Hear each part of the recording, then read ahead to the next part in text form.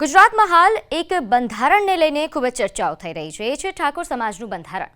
જેટલા ઉત્સાહ સાથે આ બંધારણનું નિર્માણ થયું, જેટલા મોટી સંખ્યામાં આ બંધારણને આવકાર મળ્યો, હવે તેટલી જ મોટી ચર્ચા થઈ રહી છે અમુક નિયમોને લઈને. ખાસ કરીને ડીજે પર જે પ્રતિબંધનો મુદ્દો છે તેને લઈને ખૂબ જ વિરોધ થઈ રહ્યો છે અને ઘણા એવા પણ બનાવો આવી રહ્યા છે બંધારણના ભંગને લઈને કે જેને લઈને ખૂબ જ ચર્ચાઓ થઈ રહી છે. ત્યારે શા કારણે આ ભંગ થઈ રહ્યો છે અને સાથે સાથે હવે આવું ન થાય અને આ વિવાદને ઠારવા માટે કેવા પ્રકારના પ્રયત્નો હાથ ધરાશે તેને લઈને ચર્ચા કરવા માટે મારી સાથે ઠાકોર સમાજના અગ્રણી મુકેશજી ઠાકોર ઉપસ્થિત છે. મુકેશજી, ન્યૂઝ 18 ગુજરાતી પર આપનું સ્વાગત છે. જી મુકેશજી, ભાભરમાં કોઈ બેઠકનું આયોજન કરાયું છે, શું છે આ બેઠકનો એજન્ડા? આવતીકાલે ભાભરમાં ઠાકોર સમાજની જે એક બેઠક છે એ બેઠકનો એજન્ડા શિક્ષણ, વ્યસન મુક્તિ અને આવનારા સમયમાં સમાજમાં જે કાર્યો કરવાના છે એ વિષયો ઉપર વિસ્તૃત ચર્ચા થવાની છે, સામાજિક ચર્ચાઓ થવાની છે અને બંધારણ સમિતિ જે ગામે ગામ બની છે એ બંધારણ સમિતિ આ બંધારણનું કડકપણે અમલ કરાવે અને કોઈ પણ જગ્યાએ બંધારણનું ઉલ્લંઘન ના થાય એના માટેની વિશેષ ચર્ચાઓ આવતીકાલની બેઠકમાં થવાની છે. જી, હાલ જે વિવાદ થઈ રહ્યો છે, ખાસ કરીને ડીજેના મુદ્દે જે વિવાદ થઈ રહ્યો છે તેના પર કેવા પ્રકારની ચર્ચાઓ થઈ શકે? ડીજે વાળો જે વિવાદ છે 2-3 લોકો પૂરતો જ છે. બાકી સમાજના 99% વધારે લોકો સમાજના બંધારણની મર્યાદામાં રહીને જ પોતાના પ્રસંગો કરવાના છે અને 99% લોકોનું આ બંધારણને સમર્થન છે. એટલે એ બાબતે કોઈ ચર્ચા કરવાની લગભગ થતી નથી. પરંતુ આવનારા સમયના જે તે પ્રસંગો હોય એ તમામ બંધારણની મર્યાદામાં રહીને થાય એના માટેનું આયોજન કરવામાં આવશે અને જે બંધારણ બની ચૂક્યું છે એમાં કોઈ જ પ્રકારનો ફેરફાર કરવાનો નથી. 1 વર્ષ સુધી સંપૂર્ણ રીતે સમાજે આ બંધારણનું પાલન કરવાનું છે અને ત્યાર પછી જો એમાં કોઈ પણ મુદ્દામાં ફેરફાર કરવાનો થાય અથવા સુધારા વધારા કરવાના થાય તો 2027માં જ્યારે સમાજ ફરીથી ભેગો થશે બંધારણ દિવસે, એ દિવસે કોઈ પણ પ્રકારની છૂટછાટ આપવી કે ના આપવી એ વિશે ચર્ચાઓ થશે. ત્યાં સુધી આ બંધારણનું સંપૂર્ણપણે પાલન સમાજ કરવાનો છે. જી, તો 1 વર્ષ સુધી, કારણ કે જે ડીજે વાળાઓ જે વિરોધ કરી રહ્યા છે તેમના રોજીરોટીનો સવાલ છે, તો અઘરું પડી જશે 1 વર્ષમાં તેમને. બેન, ડીજેની રોજીરોટી માત્ર લગ્ન પ્રસંગોની અંદર વરઘોડા કાઢવા કે લગ્ન પ્રસંગોમાં જ ડીજે ચાલે છે એવું નથી. ડીજેનો ઉપયોગ ધાર્મિક કાર્યક્રમોમાં પણ થાય છે, રાજકીય કાર્યક્રમોમાં પણ થાય છે, આ સિવાયના અનેક દેશભક્તિના કાર્યક્રમો છે એમાં પણ થાય છે, અનેક ખુશીના જે પ્રસંગો હોય એમાં પણ ડીજેનો ઉપયોગ થાય છે. એટલે માત્ર ઠાકોર સમાજના બંધારણથી ડીજે ઉપર પ્રતિબંધ મૂકવામાં આવ્યો છે એનાથી કોઈની રોજગારી બંધ થઈ જવાની નથી. પરંતુ ડીજે એટલા માટે બંધ કરવામાં આવ્યા છે કે એની આડઅસરો ઘણી છે. સમાજની અંદર એની અનેક એવી ઘટનાઓ બની છે જેના લીધે સમાજને નુકસાન થયું છે. જેમ કે મહેસાણામાં જ હમણાં થોડા દિવસ પહેલા લગ્ન પ્રસંગમાં ડીજેનો વરઘોડો જઈ રહ્યો હતો, એની અંદર નજીવી બાબતે કંઈક માથાકૂટ થઈ અને એ માથાકૂટે એટલું બધું મોટું સ્વરૂપ ધારણ કર્યું કે એની અંદર મારામારી થઈ, ઝઘડો થયો અને એક દીકરાનું મોત થયું. ઠાકોર સમાજનો એ દીકરો જેણે ગુમાવ્યો છે એના પરિવાર ઉપર કેટલી વેદના હશે, કેટલી પીડા હશે એ કદાચ એના પરિવારથી વધારે કોઈ ના સમજી શકે. એટલે આ ડીજે સાથે જોડાયેલા લોકો કે કલાકારો જે વિષય બનાવી રહ્યા છે એ માત્ર ને માત્ર પોતાના સ્વાર્થ પૂરતો છે.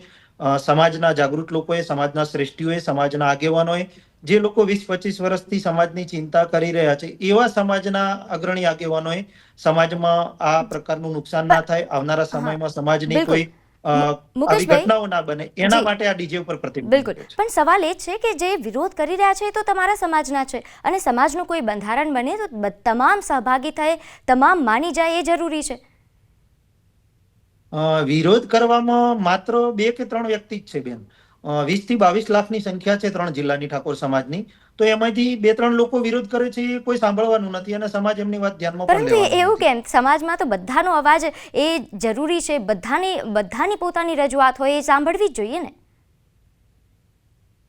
બેન, આપની વાત સાચી છે કે રજૂઆત સાંભળવી જોઈએ, પણ બંધારણ જ્યારે રચાતું હતું ત્યારે 3 મહિના સુધી સમાજના દરેક વ્યક્તિ સુધી આ મેસેજ હતો. 27 તાલુકામાં સામાજિક અગ્રણીઓએ બેઠક કરી છે, સમાજના લોકોના અભિપ્રાય લીધા છે.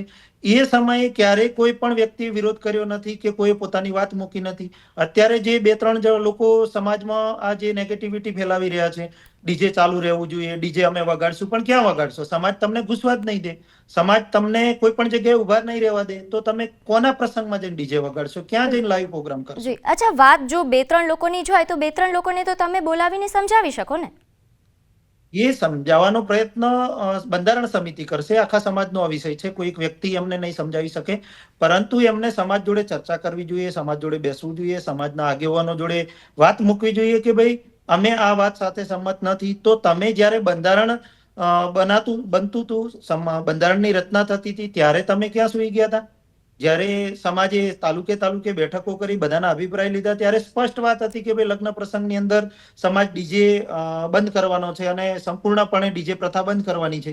તો ત્યારે તમે તમારી વાત કેમ ના મૂકી? જ્યારે સમાજે 3 મહિના સુધી લોકોને સાંભળ્યા, આગેવાનોને સાંભળ્યા, લોકોની રજૂઆતો સાંભળી, ત્યારે આ કલાકારોએ કે આ 2-3 લોકોએ પોતાની વાત તો મુકેશજી, આપને યાદ કરાવી દઉં કે જ્યારે આ સભા થઈ હતી ત્યારે વિક્રમભાઈએ આ વાત કહી હતી ને, તેમને નાની અમથી એક વાક્યમાં જવાબ પહેલું રજૂઆત કરી હતી, પણ એમને કીધું હતું કે અમારું ધ્યાન રાખજો. બેન, એમણે વાત ક્યારે મૂકી કે બંધારણનો અમલ થઈ ચૂક્યો, લગભગ 20 દિવસ જેવું બંધારણની રચના થયા પછી એમણે 20 દિવસ પછી ગાંધીનગરમાં જ્યારે સમાજ ભેગો થયો ત્યારે એમણે વાત મૂકી, પણ એની સામે સ્પષ્ટ સંદેશ આપી દેવામાં આવ્યો બેન મંચ ઉપરથી કે બંધારણનો અમલ શરૂ થઈ ચૂક્યો છે.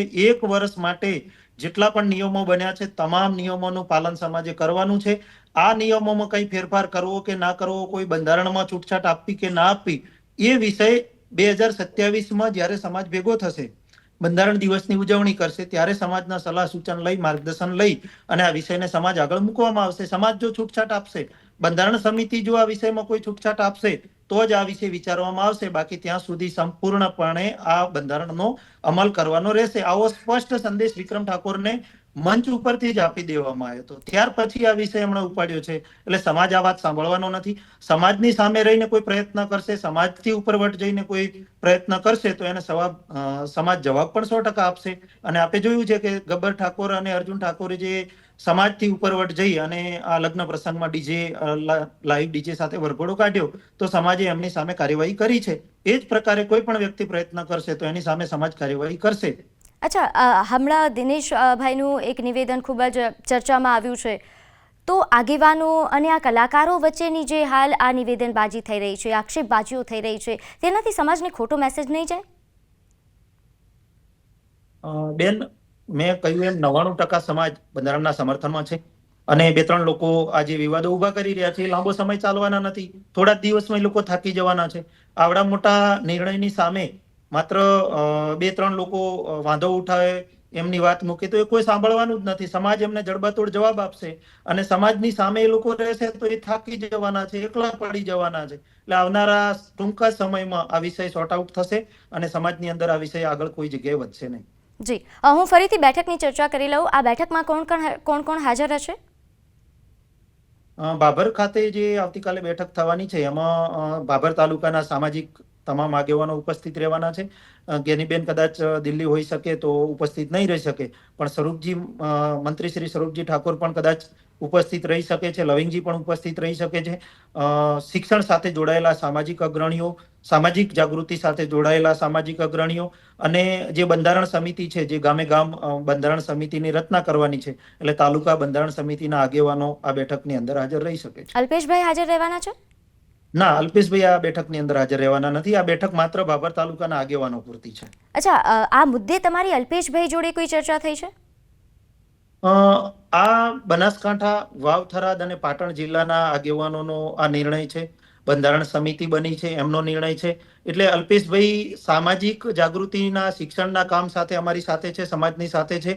પરંતુ હાલ જે વિષય ચાલી રહ્યો છે એ ઉત્તર ગુજરાતના વાવ, થરાદ, પાટણ અને બનાસકાંઠા જિલ્લાના આગેવાનો પૂરતો આ વિષય છે. એટલે આ બાબતે અલ્પેશભાઈ સમાજને જ્યાં જરૂર હોય ત્યાં મદદ કરી શકે, પરંતુ આ વિષય ઉત્તર ગુજરાતના આગેવાનો જે બંધારણ સમિતિ સાથે જોડાયેલા છે એમનો છે. એટલે અલ્પેશભાઈ સાહેબ સાથે આ વિશે કોઈ ચર્ચા થઈ નથી.